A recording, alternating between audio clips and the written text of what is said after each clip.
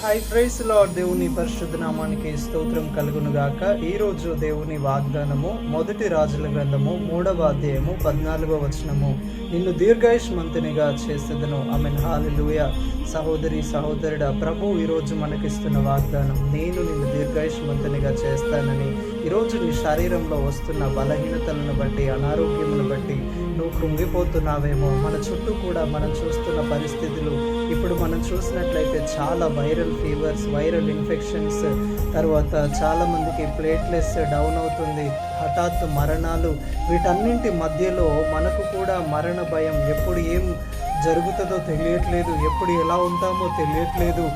ప్రతిరోజు కూడా మనము భయముతో మన రోజును ప్రారంభిస్తున్న వారముగా ఉంటున్నాం కదండి. కానీ దేవుడు అంటున్నాడు ఏంటంటే, నేను నిన్ను దీర్ఘాయుష్మంతునిగా చేస్తానని. ఈరోజు నీ శరీరంలో కొన్ని సంవత్సరాలుగా ఉన్న వ్యాధిని బట్టి, బలహీనతను బట్టి, అనారోగ్యమును బట్టి, రుగ్మతను బట్టి, ప్రభువా నేను ఎన్ని మెడిసిన్స్ వాడినా, ఎన్ని హాస్పిటల్స్ తిరిగినా ఈ వ్యాధి బాగవట్లేదు, ఇది ఎవరు కూడా నయం చేయలేకపోతున్నారు. దేవా నాకు సహాయం చేయండి, దేవా నన్ను స్వస్థపరచండి, దేవా నన్ను బాగు చేయండి అని దేవుని వైపు చూస్తున్న వ్యక్తిగా మీరు ఉన్నారేమో.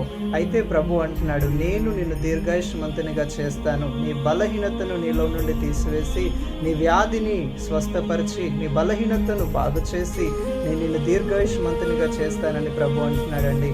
ఆమేన్. హల్లెలూయా. మీ చుట్టూ ఎదురవుతున్న, మీ చుట్టూ ఉంటున్న అనారోగ్యమును, కీడును, నష్టమును, ప్రపంచంలో జరుగుతున్న వాటన్నింటిని చూసి భయపడవద్దు.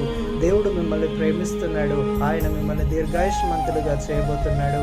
I mean, praise the Lord. God bless you all.